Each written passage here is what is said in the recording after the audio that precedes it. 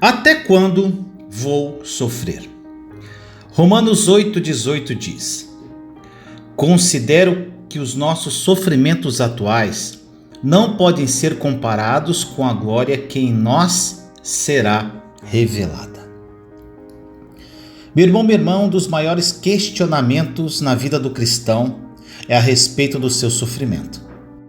Muitos acham que só porque são amados por Deus e receberam a salvação por meio do sacrifício de Jesus, eles não deveriam sofrer neste mundo. E esse tipo de pensamento é alimentado por uma teologia muito comum nas igrejas neopentecostais, que prega a vitória sobre todos os males, a cura sobre todas as doenças e a prosperidade financeira acima de qualquer outra coisa. Mas será que essa visão sobre a vida cristã está de acordo com o que a Bíblia diz? É sobre isso que eu quero falar com você neste vídeo. Muitas pessoas acreditam que por estarem firmes com Deus e vivendo em santidade, elas estão livres de qualquer tipo de sofrimento. Mas esse pensamento está errado, porque passaremos por muitas aflições. No Salmo 34,19 diz: o justo passa por muitas adversidades, mas o Senhor o livra de todas. E olha o que Jesus disse em João 15,20: nenhum escravo é maior do que o seu Senhor. Se me perseguiram, também perseguirão vocês. E talvez você esteja se perguntando: mas Vinícius, se Deus é tão poderoso e misericordioso, como a Bíblia diz, por que Ele não acaba com o sofrimento dos seus filhos de uma vez por todas? Sabe por quê, meu irmão, minha irmã? Porque se Ele fizesse isso, o ser humano não precisaria colher os frutos de suas escolhas e levaria uma vida segundo a sua própria vontade, não a vontade dele. Veja o que o apóstolo Paulo disse sobre isso em Gálatas 6, versículos 7 e 8. Não se deixem enganar. De Deus não se zomba. Pois o que o homem semear, isso também colherá. Quem semeia para a sua carne, da carne colherá destruição. Mas quem semeia para o Espírito, do Espírito colherá a vida eterna. O fato é que Deus nos criou com a capacidade de pensar para que possamos refletir antes de tomar decisões. Porque todas elas geram consequências. E muitas de nossas escolhas e atitudes geram sofrimento, não somente em nós, mas para as pessoas à nossa volta. Olha o exemplo de Saul. Ele foi escolhido por Deus para ser o primeiro rei de Israel e recebeu do Senhor tudo o que era necessário para governar aquela nação da melhor forma possível. Porém, se analisarmos o livro de 1 Samuel, veremos que ele foi rebelde e desobediente em diversas situações. E por causa disso ele perdeu a bênção do Senhor e o seu reinado para Davi. Isso está em 1 Samuel 13, 14 e 16:1. Ele também viu o seu exército ser destruído por povos inimigos. 1 Samuel 31:1. E por fim acabou com a própria vida no campo de batalha. 1 Samuel 31:4. Foi um final trágico para Saul, mas ele apenas sofreu as consequências das escolhas que fez durante a vida. Por isso o que Deus quer que você saiba hoje é que Ele tem um propósito por trás do seu sofrimento. E mesmo que essa dor seja a consequência dos seus erros, Ele pode restaurar a sua vida. Deus é tão bom e misericordioso que, mesmo quando falhamos e o decepcionamos, Ele não desiste de nós e se compromete a nos ajudar. Mas a pergunta que fica é: será que temos permitido que Deus nos molde e nos transforme? Por exemplo, existem muitos cristãos que passam por lutas e sofrimentos e, em vez de acreditarem nas promessas de Deus e do que Ele é capaz de fazer, ficam se fazendo de vítimas, chorando pelos cantos, se lamentando o tempo todo, pedindo oração para todo mundo e por aí vai. Agora uma observação: não que pedir oração seja errado, mas nesses casos só demonstra uma espécie de coitadismo, vitimismo e autopiedade. Vamos ver o exemplo de Neemias, um judeu que trabalhava como copeiro do rei da Pérsia. Certo dia ele recebeu a triste notícia de que Jerusalém estava destruída e que seus irmãos israelitas estavam vivendo em meio à miséria e à desgraça. Isso está em Neemias, capítulo 1, versículos de 1 a 4. Ele chorou muito com aquela situação e ficou tão triste que até o rei percebeu o abatimento daquele homem.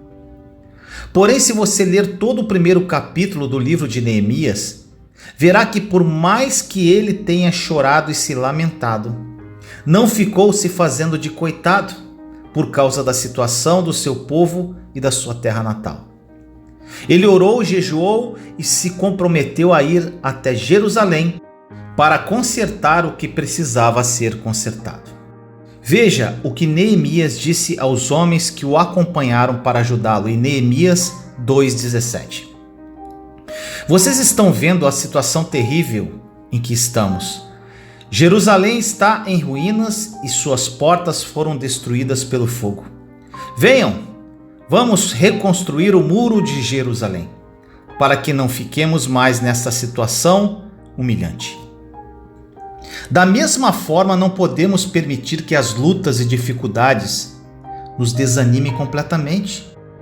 Não podemos nos entregar à dor e ao sofrimento e ficar nos fazendo de vítimas. Nós podemos chorar, Vinícius? É lógico, mas também temos que buscar forças no Senhor e não se conformar com o que estamos passando.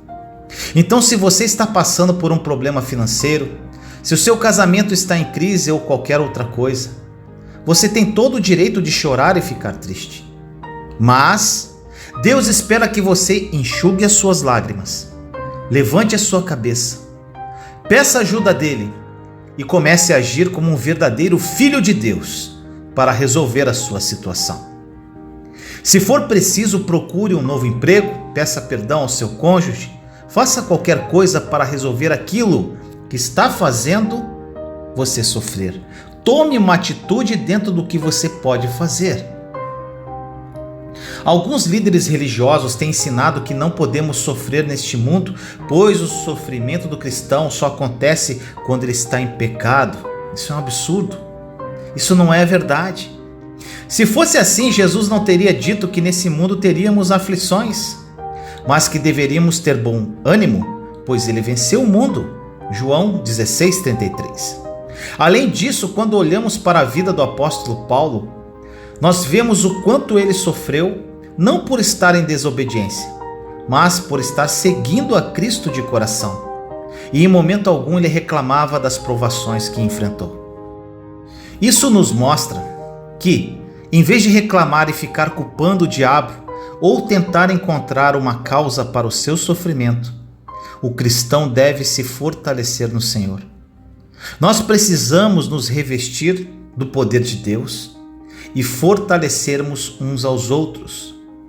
Veja o que o apóstolo Pedro disse em 1 Pedro 5, versículos de 6 a 10. Humilhem-se debaixo da poderosa mão de Deus para que ele os exalte no tempo devido. Lancem sobre ele toda a sua ansiedade, porque ele tem cuidado de vós. Sejam sóbrios e vigiem. O diabo, o inimigo de vocês, anda ao redor como um leão, rugindo e procurando a quem possa devorar. Resistam-lhe, permanecendo firmes na fé, sabendo que os irmãos que vocês têm em todo o mundo estão passando pelos mesmos sofrimentos. O Deus de toda a graça, que os chamou para a sua glória eterna em Cristo Jesus, depois de terem sofrido durante pouco tempo, os restaurará, os confirmará, lhes dará forças e os porá sobre firmes alicerces. Essa palavra me sustentou durante muito tempo. Mas infelizmente o que mais temos visto nos dias de hoje são cristãos se colocando no centro de tudo, achando que Deus está a serviço deles. Muitos líderes têm pregado somente bênçãos e prosperidade, escondendo o verdadeiro sentido da mensagem do Evangelho, e com isso gerando crentes fracos que rejeitam os ensinamentos da Bíblia e acham que toda a nossa glória está nessa vida. Isso é muito perigoso. Veja o alerta deixado a todos nós pelo profeta Oséias 4:6. Meu povo foi destruído por falta de conhecimento. Uma vez que vocês rejeitaram o conhecimento, eu também os rejeito como meus sacerdotes. Uma vez que vocês ignoraram a lei do seu Deus, eu também ignorarei seus filhos. Deus, ele não quer que você viva enganado, meu irmão, minha irmã. Por isso, ele quer que você entenda que, além do sofrimento, muitas vezes, ser consequência de nossas escolhas ruins, ele também é usado por Deus para provar e purificar o nosso coração. Isso quando você permite que Deus faça isso. Através das más semeaduras, temos más colheitas, e com isso, gera sofrimento em nossa vida. Mas Deus, ele é misericordioso. E quando nós estamos vivendo esse sofrimento, se permitirmos, ele pode nos restaurar por completo. Mas lembre-se sempre, se você permitir. É por isso que a Bíblia diz que devemos ter paciência e sermos perseverantes em meio às aflições, pois essas lutas e dificuldades irão um dia cooperar para o nosso bem. Olha o que diz Tiago, no capítulo 5, versículos 10 e 11. Irmãos, tenham os profetas que falaram em nome do Senhor como exemplo de paciência diante do sofrimento. Como vocês sabem, nós consideramos felizes aqueles que mostraram perseverança. Vocês ouviram falar sobre a paciência de Jó e viram o fim que o Senhor lhe proporcionou. O Senhor é cheio de compaixão e misericórdia. Lembre-se disso, meu irmão, minha irmã. Todo esforço tem a sua recompensa, assim como o sofrimento tem o seu consolo. A palavra de Deus nos diz que bem-aventurados são os que choram, porque eles serão consolados. Isso está em Mateus 5:4. E que as dores deste tempo presente não podem ser comparados com a glória que há de ser revelada em nós. Romanos 8:18. Por isso não fique procurando um culpado pelo seu sofrimento. Às vezes você vai sofrer justamente por ter escolhido seguir os passos de Jesus. Então, em vez de ficar chorando pelos cantos e murmurando pela sua falta de sorte, entre aspas, enxugue as lágrimas, assuma o seu poder e autoridade no nome de Jesus. Aproprie-se de tudo que o Senhor já te concedeu através da obra consumada da cruz e comece a fazer tudo o que for possível para mudar a sua situação. Que esta mensagem tenha falado profundamente ao seu coração. Vamos orar? Pai amado, nos colocamos em sua santa e doce presença neste momento, eu, meus irmãos e irmãs em Cristo Jesus. Querido Deus, muitos dos meus irmãos e irmãs que oram comigo neste momento não entendem seus sofrimentos. Ficam buscando os porquês dos seus sofrimentos. Que eles entendam que os sofrimentos fazem parte da vida de um cristão e que temos tudo o que necessitamos para superá-los através da obra consumada da cruz. Toque esses corações, papai. Fale com eles através do seu Santo Espírito. Assim nós oramos em nome de Jesus. Amém. Amém, meu irmão, minha irmã. E se você gostou, dê o seu like. Escreva nos comentários o que esta mensagem falou ao seu coração. Inscreva-se no meu canal caso ainda não seja inscrito. E acione o sininho para receber notificações quando eu postar um novo vídeo. E aproprie-se da verdade da obra consumada da cruz. A nova aliança é uma realidade e mudará a sua vida radicalmente. Compartilhe esta mensagem para difundirmos esta verdade ao mundo. Te amo em Cristo Jesus.